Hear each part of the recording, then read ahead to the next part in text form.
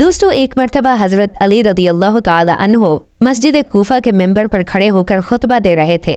जैसे ही खुतबा खत्म हुआ तो सामईन में से एक शख्स उठा और कहने लगा, ए हजरत अली रदी अल्लाह ताला अन्हो, मैं शाम से कई महीनों का सफर तय करके कूफा तक पहुंचा हूं ताकि मैं आपसे कुछ सवालात कर सकूं, तो इसलिए मैं आपसे कुछ सवालात करना चाहता हूं।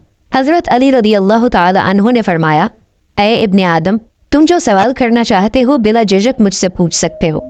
तब वो शख्स कहने लगा, ए अली रदी अल्लाह ताला अन्हो, मेरा सबसे पहला सवाल यह है कि अल्लाह ताला ने सबसे पहले किस चीज़ को पैदा फरमाया था।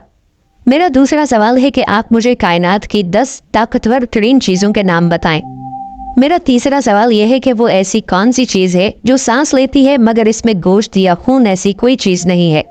मेरा चौथा सवाल यह है कि अल्लाह ताला ने सबसे पहले आसमान को किस चीज़ से पैदा फरमाया। मेरा पांचवा सवाल यह है कि आप मुझे 7 आसमानों के नाम बताएं। मेरा छठा सवाल यह है कि आप मुझे आसमान के तालों और इनकी कुंजियों के बारे में मालूमात फराहम करें। मेरा 7वां सवाल यह है कि मुझे ज़मीन की सबसे बेहतरीन वादी का नाम बताएं। इसके बाद मेरा 8वां और सबसे आखिरी सवाल यह है कि रुए ज़मीन पर जो सबसे बदतरीन और भयानक वादी है उसका नाम क्या है।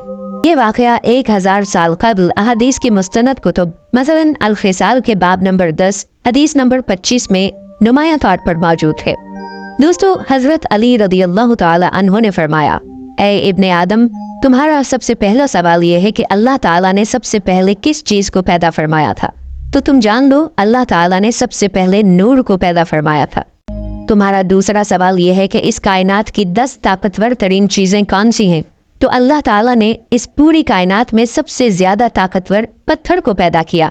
अल्लाह ने इससे भी ताकतवर चीज़ लोहे को पैदा किया जो पत्थर को काट सकता है। इसी तरह आग को लोहे से भी ज़्यादा ताकतवर बनाया जो लोहे को पिघला देती है। आग से ताकतवर पानी है जो आग को बुझा देता है। पानी से ज़्यादा ताकतवर बादल हैं जो पानी को आसमान पर उठाए फिरते हैं। बादल से ज़्यादा ताकतवर हवा है जिसकी वजह से बादल आसमान पर इधर उधर उड़ते रहते हैं। हवा से ताकतवर हवा का फरिश्ता है जो हवाओं को ज़मीन पर चलाता है। हवाओं के फरिश्ते से ज़्यादा ताकतवर मलकुल मौत है जो हवा के फरिश्ते को भी अल्लाह के हुक्म से मौत दे सकता है। मलकुल मौत से भी ज़्यादा ताकतवर मौत है जो खुद मलकुल मौत को भी मौत दे देगी। मौत से भी ज़्यादा ताकतवर अल्लाह ताला का हुक्म पुण्य है। जब अल्लाह किसी काम के करने का हुक्म जारी करता है तो फिर कोई भी शय उसके काम के बीच रुकावट नहीं बन सकती और वो काम अल्लाह के हुक्म से होकर रहता है। ए इब्ने आदम, तुम्हारा तीसरा सवाल यह है कि वो ऐसी कौन सी चीज़ है जो सांस तो लेती है मगर इसमें गोश्त पोस्ट और खून मौजूद नहीं है। तो तुम जान लो, वो चीज़ सुबह है। अल्लाह रब्बुल इज़्ज़त ने कुरान पाक में इरशाद फरमाया है, कसम है रात की जब वो जाने लगे और सुबह की जब वो सांस लेकर आने लगे। दोस्तों, ये चांद, सूरज, सितारे, सैयारे, कहकशाएं, ज़मीन व आसमान, सुबह और शामें, ये सब भी अल्लाह ताला की मखलूकात हैं। इसीलिए अल्लाह ताला कुरान पाक में सूरतुल इसरा पारा 15 आयत 44 में इरशाद फरमाता है, 7 आसमान और 7 ज़मीनें अल्लाह की तस्बीह बयान करते हैं और हर वो चीज़ भी जो 7 आसमानों और 7 ज़मीनों में रहती है। और ऐसी कोई भी चीज़ नहीं जो अल्लाह ताला की तारीफ के साथ उसकी तस्बीह बयान न करे, मगर तुम उनकी तस्बीह को समझते नहीं हो। कुरान पाक की इस आयत के मुताबिक 7 आसमानों और 7 ज़मीनों में रहने वाली मखलूकात के अलावा खुद 7 आसमान और 7 ज़मीनें अल्लाह पाक की तस्बीह बयान करते हैं।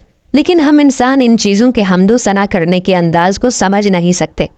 फिर हज़रत अली रदी अल्लाह ताला अन्हो ने फरमाया, ए इब्ने आदम, अब तुम्हारा अगला सवाल यह है कि अल्लाह ताला ने पहले आसमान को किस चीज़ से पैदा फरमाया।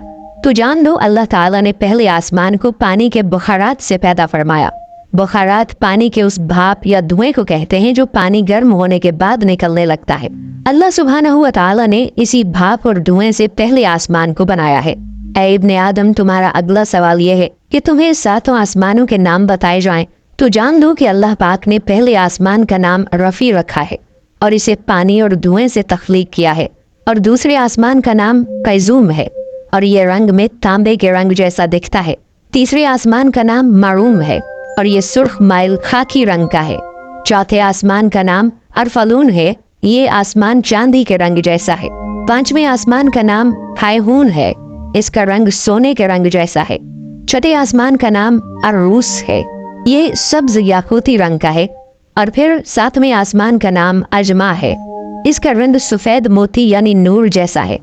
तुम्हारा अगला सवाल कि तुम्हें आसमान के तालों और उनकी कुंजियों के बारे में बताया जाए, तो ए इब्ने आदम, जान रखो कि आसमान के ताले अल्लाह के साथ शिर्क करना है। जो अल्लाह के सिवा किसी और को अपना माबूद बनाएगा तो यकीनन उसके लिए आसमान के दरवाजों के ताले कभी नहीं खुलेंगे। इन दरवाजों की कुंजियां मौत के वक्त या उससे पहले सच्चे दिल से ला इलाहा इल्लल्लाहु मुहम्मदुर रसूलुल्लाह की गवाही देना है।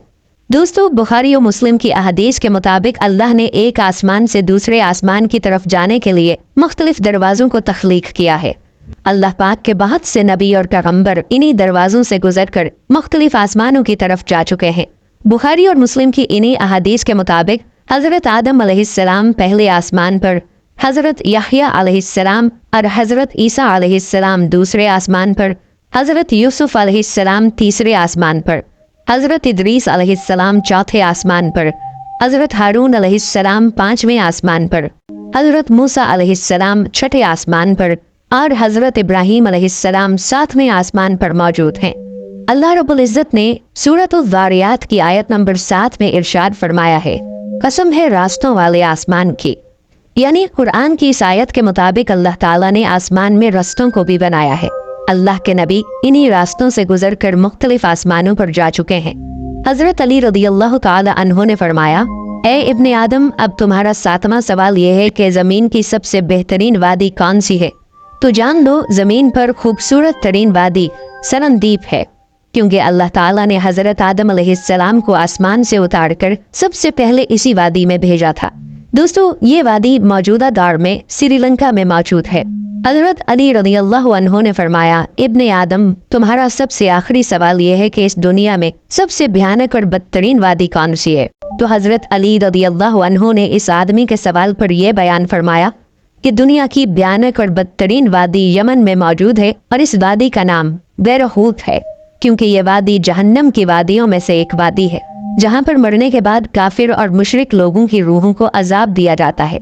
इस वादी में रूहें रो रो कर अल्लाह से मुआफ़ी की फरियाद करती हैं कि ऐ परवरदिगार, हमने दुनिया की रंगीनियों में खोकर तेरे हर हुक्म से मुंह मोड़ा और हिदायत के होते हुए भी रुए जमीन पर गुनाहों को आम किया। ऐ अल्लाह, तू एक बार हमें दोबारा दुनिया में भेज दे, हम सारी जिंदगी तेरा ही हुक्म बजा लाते रहेंगे, तेरे ही बताए हुए रास्ते पर अमल पैरा होंगे। लेकिन अफसोस, सब वक्त गुजर चुका होगा। उनके रो रो कर मुआफ़ी मांगने पर भी अल्लाह उनको मुआफ़ नहीं करेगा। इसलिए दोस्तों, अभी वक्त है, अल्लाह की रहमत में आ जाओ, इससे पहले कि आपको पछताना पड़े। अल्लाह ताला हम सब का हामी और नासिर हो। आमीन।